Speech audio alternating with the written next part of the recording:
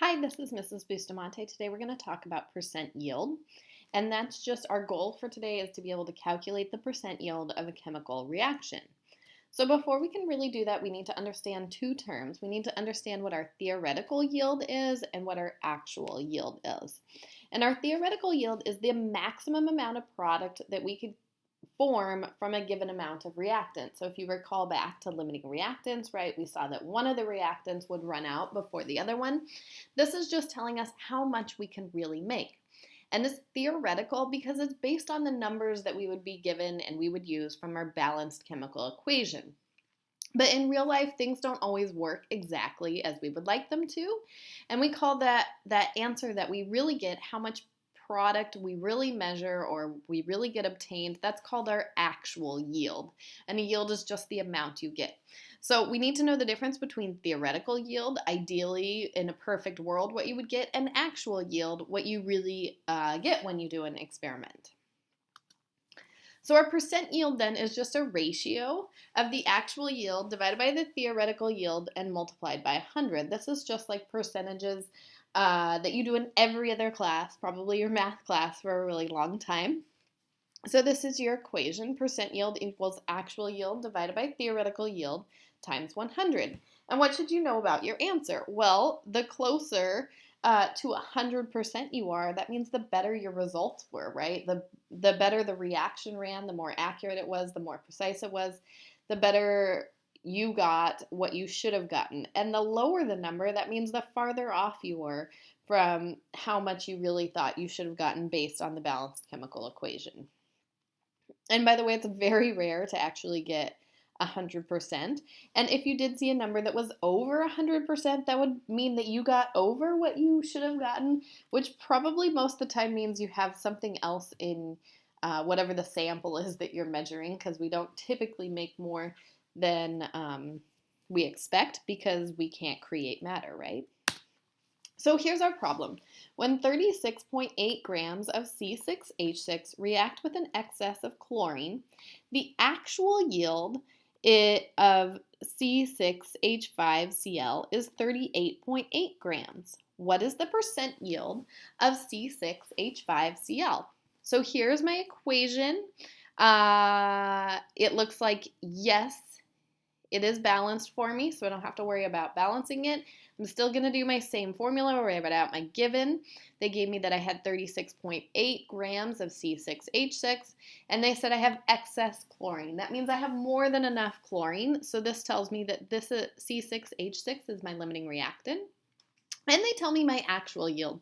Say I did this in a lab, and what I got of my product, I got 38.8 grams of C6H5Cl.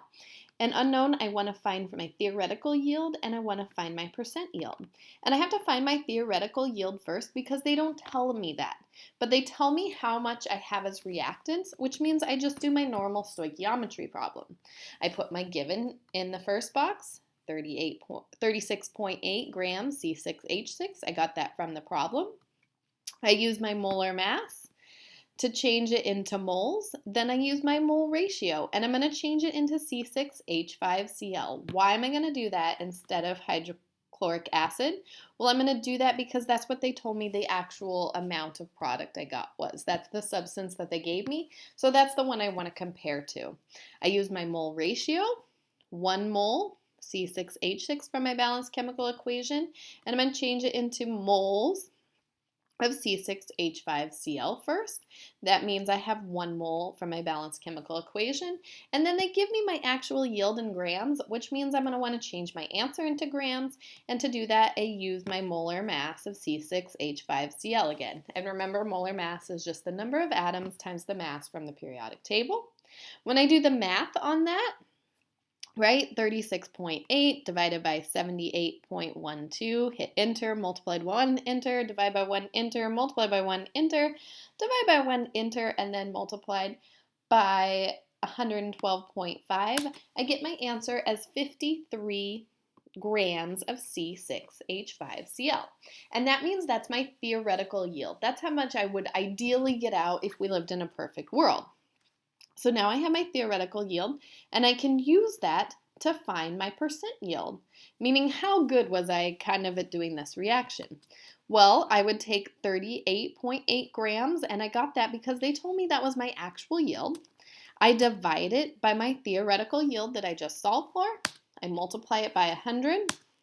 That told me I got 73.2% yield, meaning I got about 73% of the amount of product that I should have. And really, when I look at this in the real world, that's a pretty good number. Because again, we don't live in a perfect environment where everything gets changed exactly into the product that we want right there. So that is solving for percent yield.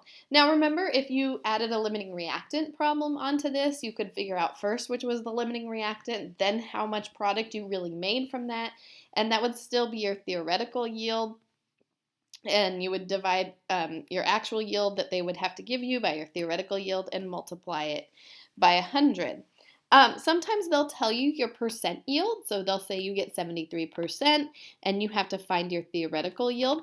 That would just make this top numerator like an X number, right? So you would have to divide by 100 first on both sides and then multiply by your theoretical yield on both sides, and that will give you your actual yield that you got in a certain instance as far as grams go.